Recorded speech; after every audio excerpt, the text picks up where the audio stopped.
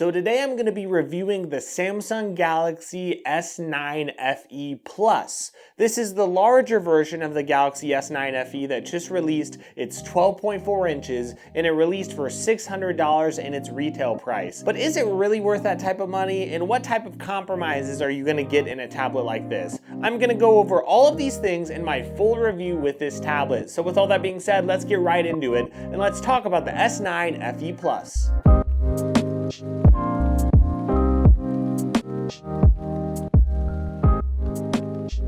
So I'm pretty shocked, if I'm honest, with a lot of crap I was getting. I did an initial review where I did some first impressions and a lot of people were really hating on this tablet. They were saying it's not worth $600 and they were really saying you should just go get the S9 Plus. And I just want to say I completely get where those people are coming from. A lot of people think the S9 Plus is a big deal and so do I. I reviewed it, I gave it a lot of great praise, but not everyone has $1,000 to shell out for a tablet. I get there might be better trade-in deals on it or things like that, but that's still a lot of money for a tablet. And the S8 Plus, I get that it might go on sale a lot, but there is a market for the S9 FE Plus, and I do think that it does actually fit in at a reasonable price. That might be a hot take. I get $600 is a lot for a tablet. It's not 120 hertz in the screen, and there are some things you might want like AMOLED, of course. But at the same time, I think this does pack a lot of value, and I think a lot of people should consider purchasing it if they're wanting a large tablet for a reasonable price. And I do think it does start at the design. Again, we have to remember, there are going to be some compromises. I know a lot of people don't want those things for $600. They don't want compromises. But look, if you look at the back of it, you won't see much of a compromise here. You're going to see two cameras, but you will see there is a fingerprint sensor that is a normal fingerprint sensor in the power button. It's not a in-screen fingerprint reader. That might be a deal breaker for some people, but some people are really going to enjoy that. Now I know the S7 FE didn't have any fingerprint sensor, and that was a major deal breaker for me because I need at least a fingerprint sensor, and face unlock does not work super well on tablets like this. At least in the dark, it won't work pretty much at all. And having a fingerprint sensor in the power button, it is very, very reliable, and I do really like that. If you do look at the speakers though, you're going to see one speaker on each side of the tablet. I know some people might want two. These speakers are still plenty loud. They still sound very good as far as the quality, but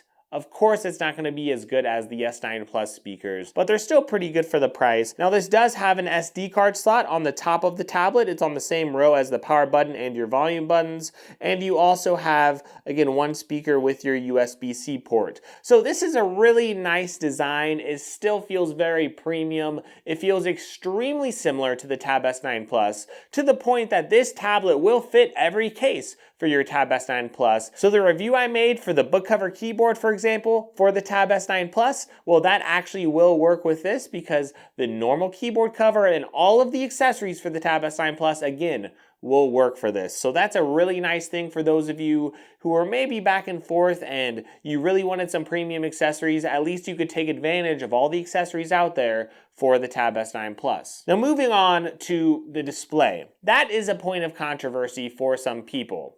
A lot of people say that this should have a 120 hertz display at this price.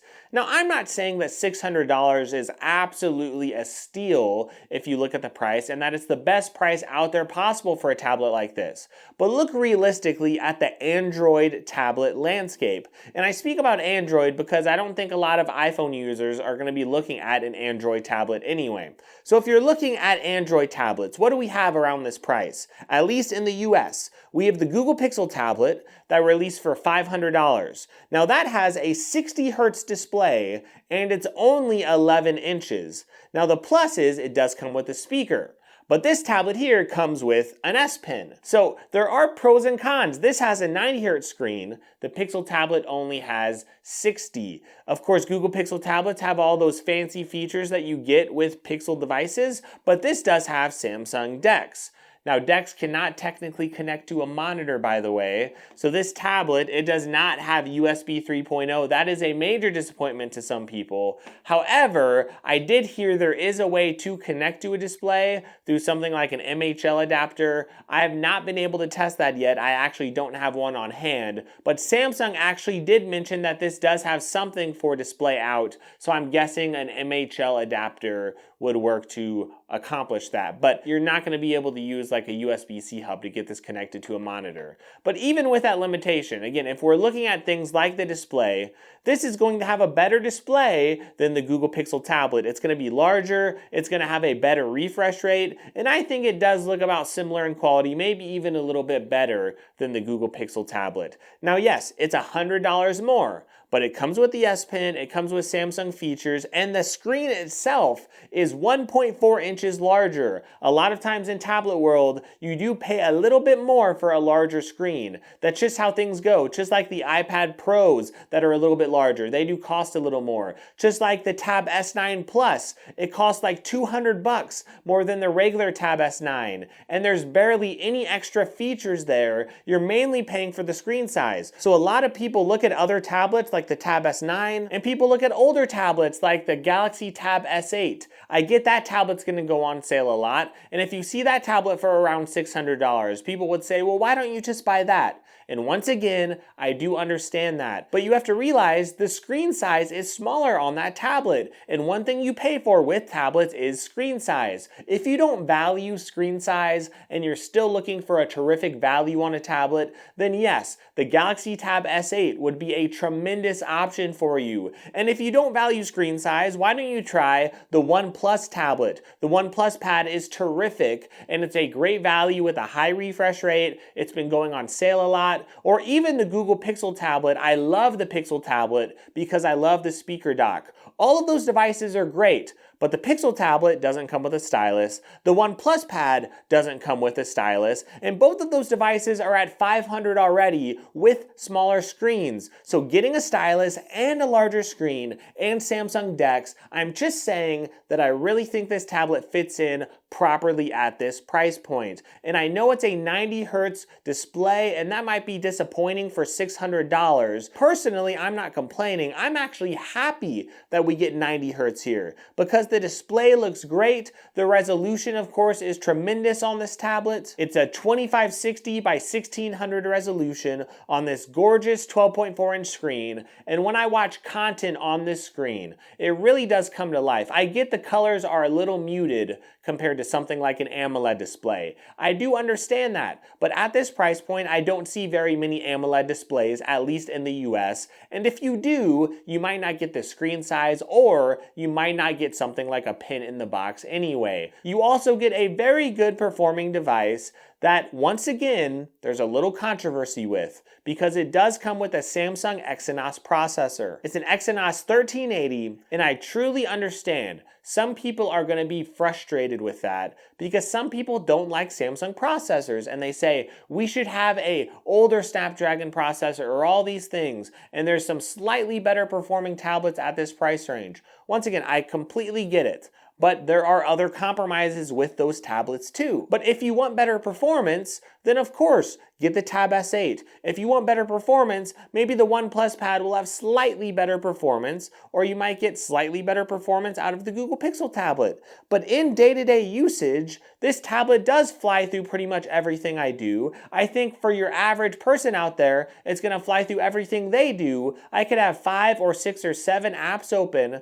This comes with 8 gigs of RAM, so there's a lot of great multitasking I can do. I go app to app to app. I go through the taskbar and switch applications. If I'm opening up my Disney app, or if I'm opening up an app to watch a video or a movie, it opens up flawlessly. It scrolls very smoothly with that 90 Hertz refresh rate. It looks absolutely great. So there's really not a lot to complain about. There's also other features, by the way, this tablet has that other tablets don't have, like water resistance, for example, and that might be a really big deal to some of you. And this has 4 years of OS updates. With the Google Pixel tablet, I technically don't know how many OS updates they've had, or that they're going to have, I should say, because they haven't guaranteed that, at least as far as I've seen on the web. I've heard there's no guarantee there for sure. I'm seeing more software support with this tablet than almost any other Android tablet out there, and there's a lot to like. You also get 45-watt charging, which I think is pretty good for an Android tablet. It's the same as the Tab S9 and the S9 Plus. So when I think about what you're missing from this tablet, you are missing a little bit of speed. So again, the benchmarks are about similar to the Snapdragon 778, right? It's similar to something like a Google Pixel 5, or it's similar to something like the Nothing Phone 1 as far as the speeds you're gonna achieve. But technically, some people might want really high-end gaming. For you high-end gamers out there, or maybe you do some very complex stuff like some intense video editing. Maybe you do some intense stuff with like Photoshop, and I get normal Photoshop would probably do just fine on this, but if you are doing some extra intense stuff with some applications, maybe you're going to experience a little bit of hiccups here or there. So that's one compromise that you're going to have to deal with, right? Outside of that, you don't have 120 hertz. If you care about 120 hertz, well, that's great. This tablet isn't for you. I'm not saying that this tablet has everything you need. I'm not saying that this tablet is far better than the S9 Plus and no one should buy the S9 Plus. There are so many people who should just go buy the Tab S9 Plus. It's amazing, and I said it's my favorite Android tablet that has come out this year. So people, do not misconstrue what I'm saying here. What I'm saying is that this is still a decent value, and we have to remember, we can't just compare a device that just came out with all the devices that have been on sale the past 6 months. This is gonna go on sale soon, and when it does, you're gonna see this $600 tablet for like $500 or even $450 or $400. And this is going to be a steal of a tablet at those prices. You have to remember the Stylus is really nice on these tablets. So the Stylus actually has different colors depending on which tablet you get. I got one with the S9 FE and of course one with the S9 FE Plus here. But these are not Bluetooth styluses. That's one minor compromise. Again, not getting 120 hertz. And I don't think your average person is going to notice even a slight difference in S Pen latency.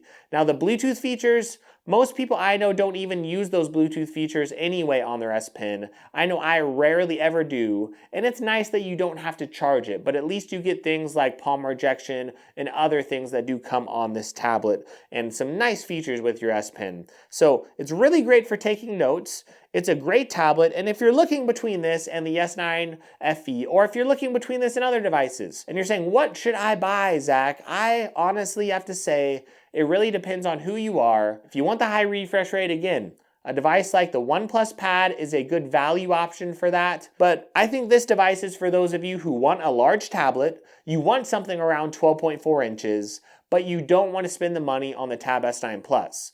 This isn't the most tremendous value ever to release at $600. No, not necessarily, but I think it fits in well at this price. I think it's going to go on sale a lot, and for that reason, I think I would recommend it to a lot of people. A lot of people aren't going to notice the differences between this and the S9 Plus. It's still going to be very, very fast. I think the display still looks very, very good. Sure, the colors are a little more muted, but again, it looks good. And I think it's a really good tablet for a lot of people. I wish it could connect to a monitor with Samsung DeX. That's a little bit annoying that I can't use my USB-C port or my USB-C adapter with HDMI to do that. But outside of that, MHL may solve some of that for some people. It does have a micro SD card slot, it has water resistance, 45-watt charging, and the battery life is pretty good. It is a 10,090 milliamp battery, and I've been getting very good battery life on this. It does vary, of course, person to person. You could get 5 hours, you could get 10 hours. It's really going to depend on who you are, but this is really solid battery life. So a great tablet.